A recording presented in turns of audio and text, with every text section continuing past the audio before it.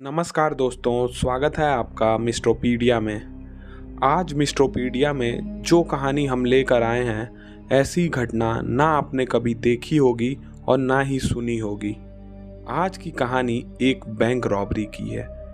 एक ऐसी bank robbery जिसमें किडनैपर्स को बचाने के लिए लोगों ने चंदा इकट्ठा किया और तो और उन लुटेरों की कैद में किडनैप हुई एक लड़की तो उन लुटेरों में से ही एक से प्यार कर बैठी।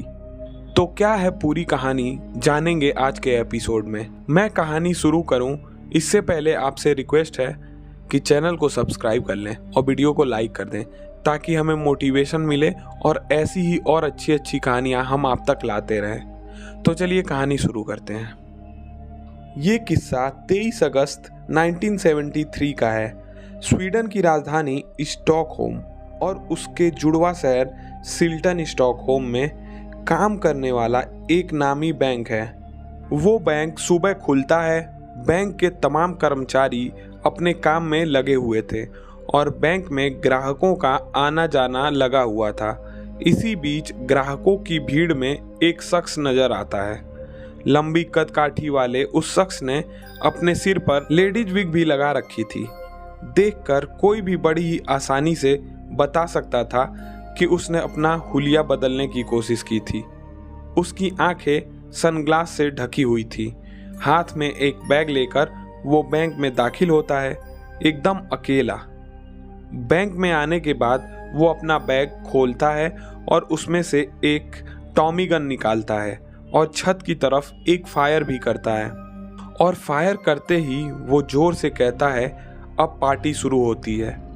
अचानक चली गोली और एक शख्स के इस तरह से चिल्लाने के बाद बैंक में आने वाले तमाम ग्राहक हैरान हो जाते हैं। कुछ तो डर के मारे बैंक से बाहर भी निकल जाते हैं, जबकि कुछ वहीं बैंक में ही रहते हैं। इसके बाद वो शख्स सीधे काउंटर पर बैठे बैंक स्टाफ के पास पहुंचता है।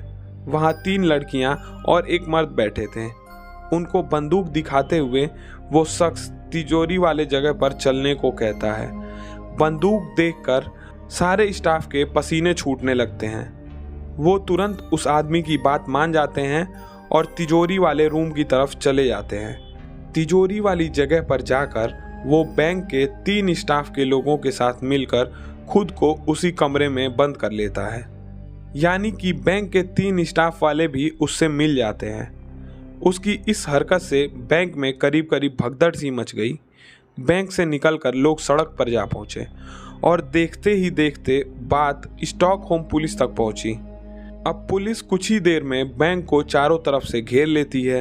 बैंक के आसपास की ऊंची ऊंची बिल्डिंगों में पुलिस के शूटर्स निशाना साधकर बैठ जाते हैं और बात उड़ते उड़ते मीडिया तक जा पहुंचती है। सभी अपनी अपनी जगह तैनात हो जाते हैं। बैंक में पूरी तरह से सन्नाटा पसरा हुआ था।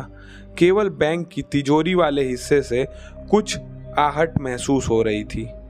बैंक के बाहर पुलिस और मीडिया की टीमें अपनी अपनी पोजीशन पर तैनात थे, इस इंतजार में कि भीतर से कोई हलचल हो तो कुछ एक्शन किया जाए। अब पुलिस इस दुविधा में थी कि अगर वो छापा मार कार्रवाई करते हुए अगर भीतर जाती है तो कहीं वो लुटेरा बंधकों को कोई नुकसान न पहुंचा दे। इसी बीच लुटेरे की तरफ से पहली डिमांड सामने आती है और वो डिमांड बड़ी ही अटपटी थी। उसने पुलिस से कहा था कि उसका एक साथी है जो जेल में बंद है, लिहाजा उसे न सिर्फ छोड़ा जाए बल्कि पुलिस उसे लेकर बैंक तक भी आए। थोड़ी ही देर बाद उस लुटेरे ने अपनी दूसरी मांग रखी। उसने पुलिस से 3 मिलियन स्वीडिश क्रोनर मांगे।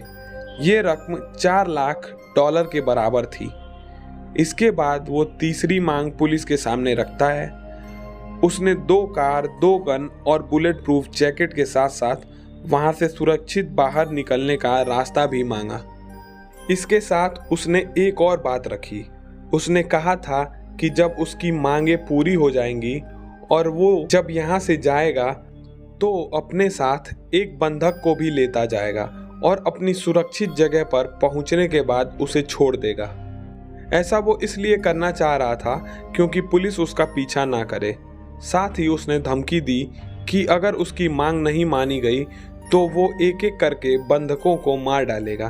दुनिया पहली बार मीडिया में लाइव बैंक डकैती भी देख रही थी, क्योंकि बैंक के बाहर स्वीडिश टीवी का रिपोर्टर उस डकैती के वक्त बैंक में बने हालात की लाइव रिपोर्टिंग कर रहा था।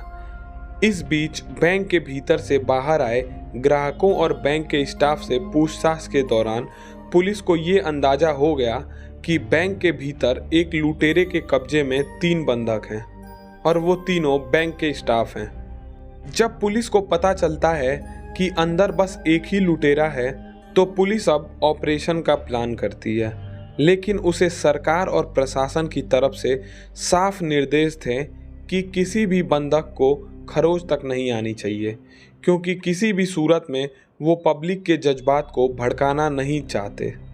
इसी बीच बैंक डकैती का लाइव प्रसारण देखने के बाद अलग अलग लोग अलग अलग तरीके से अपनी राय भी पुलिस को देते हैं। अब स्टॉकहोम पुलिस दुविधा में फंसने के बाद लुटेरों की मांग पूरी करने के लिए सरकार से बात करती है और उसके कैदी दोस्त की रिहाई का इंतजाम करती है। पुलिस उस कैदी को जेल से निकालकर सीधे बैंक के दरवाजे पर लेकर आती है और उसे छोड़ देती है। अब बैंक में 2 बदमाश पहुंच जाते हैं। पहला जो तिजोरी में था, जबकि दूसरा उसने बंधकों की दम पर बैंक में बुलवा लिया था। पुलिस अपनी उहापोह में उलझी रहती है और पूरा दिन निकल जाता है, यानी 23 अगस्त का दिन बीत जाता है और 2 लुटेरों के साथ 4 बंधक बैंक के भीतर ही मौजूद रहते हैं। अब अगले रोज यानी 24 अगस्त को फिर से नए सिरे से पुलिस अपनी रूपरेखा तैयार करती है और लुटेरों के साथ समझौता करने में लग जाती है।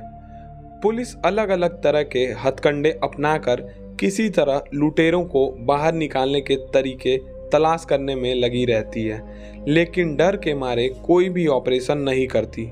इसी हाँ और ना के चक्कर में दूसरा दिन भी गुजर गया, यानी 2 दिन से बंधक के साथ लुटेरे के होने का सारा तमाशा चलता रहा।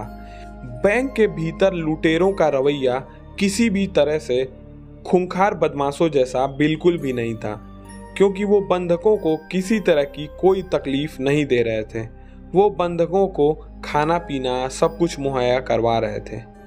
इसके अलावा एक बंधक महिला लुटेरे से अपने घर वालों के परेशान होने की बात कहती है, तो लुटेरा उसकी घर वालों से फ़ोन पर बात भी करवाता है।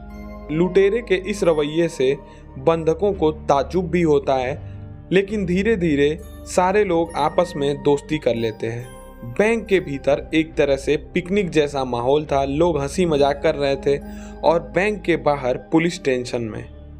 वो इस फिराक में कि कोई मौका मिले तो वो कुछ एक्शन ले। इसी उधेड़-बुन में तीसरा दिन भी बीत गया। किसी को कुछ भी समझ में नहीं आता कि आखिर भीतर कुछ चल क्यों नहीं रहा। इसी बीच पुलिस ने एक चाल चली और बैंक के भीतर खाना पहुंचाने वाले के जरिए उस तिजोरी के बाहर एक माइक्रोफोन भी पहुंचवा दिया, ताकि बंधक और लुटेरों के बीच की बातचीत सुनी जा सके। अब पुलिस के साथ साथ पूरा देश लुटेरों और बंधकों के बीच की बात सुन रहा था। पुलिस जब उनकी बातचीत सुनती है तो उसके होश उड़ जाते हैं, क्योंकि उस बातचीत में न तो किसी खून खराबे का जिक्र था और न ही किसी लूट मार की बात होती है तो घर परिवार और हंसी मजाक की। स्टॉकहोम्स के लोग जब ये सुनते हैं तो वो भी ताज्जुब में आ जाते हैं। पुलिस भी ताज्जुब करती है कि इन हालात से कैसे निपटे। पुलिस के सामने एक अजीब सी स्थिति पैदा हो जाती है कि वो करें तो करें क्या। पुलिस जब तक हालात को समझने की कोशिश करती है, 4 दिन गुजर जाते हैं। लिहाजा अब 5वें रोज पुलिस फिर से सौदेबाजी शुरू करती है और लुटेरों से कहती है कि उनकी सारी शर्तें पूरी कर दी जाएंगी, लेकिन पुलिस ने एक शर्त रखी, पहले बंधकों को बैंक से बाहर निकाले। पुलिस की इस शर्त के बाद जो हालत बने उसने तो पुलिस को और भी बुरी तरह से चौंका दिया, क्योंकि अब लुटेरों की तरफ से कोई शर्त नहीं रखी गई, बल्कि बंधकों ने खुद पुलिस के सामने शर्त रखनी शुरू कर दी। बंधकों ने कहना शुरू किया कि सबसे पहले दोनों लुटेरों को यहाँ से सेफ पैसेज देकर उनकी मांग पूरी करते हुए यहाँ से रवाना किया जाए उसके बाद ही पुलिस बैंक के भीतर दाखिल हो या सारे बंधक बैंक से बाहर जाएंगे। अब पुलिस फिर से उलझ गई। उसे समझ में नहीं आ रहा था कि इस हालत से अब कैसे निपटे। इसी चक्कर में पूरा दिन निकल गया। अब बैंक में बंधक और लुटेरों का ये छठा दिन था और सबसे मज़ेदार बात यह है कि 6 दिनों से टीवी पर यही बैंक रॉबरी की खबर लगातार चल रही थी और सारे लोग भी इसे देख रहे थे और देखते ही देखते ये खबर पड़ोसी मुल्कों तक भी जा पहुंची। उस खबर पर हर किसी की दिलचस्पी होने लगी और जो हालात आखिरी में बनकर सामने आए उसने तो और भी लोगों को चटकारे लेने को मजबूर कर दिया। 6 दिन तक पुलिस लुटेरों के रवैये को लेकर गौर करती रही तो उसे इतना तो यकीन हो गया कि ये बदमाश किसी भी सूरत में कोई नुकसान नहीं पहुंचाने वाले। लिहाजा अब पुलिस खतरा उठाने की फिराक में लग जाती है और छठे दिन एक ऑपरेशन करती है।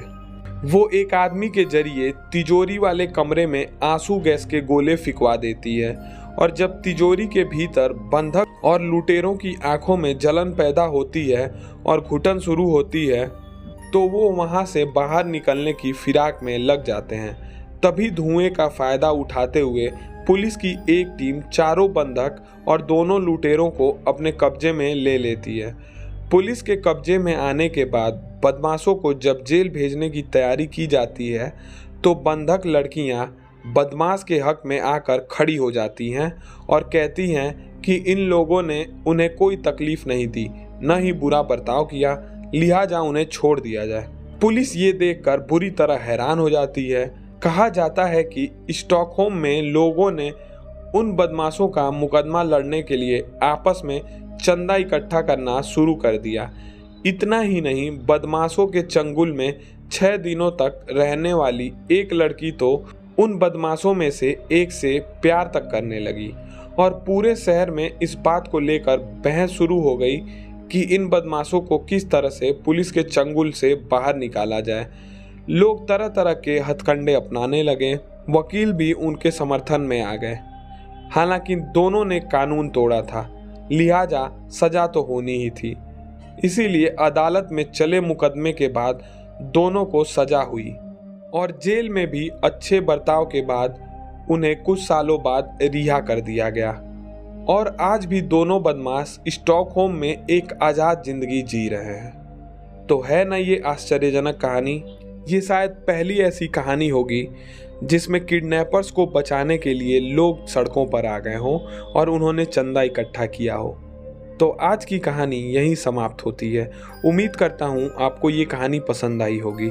अगर कहानी पसंद आई हो तो वीडियो को लाइक और चैनल को सब्सक्राइब कीजिएगा। फिर मिलते हैं एक और नई कहानी के साथ। तब तक के लिए नमस्कार, धन्यवाद।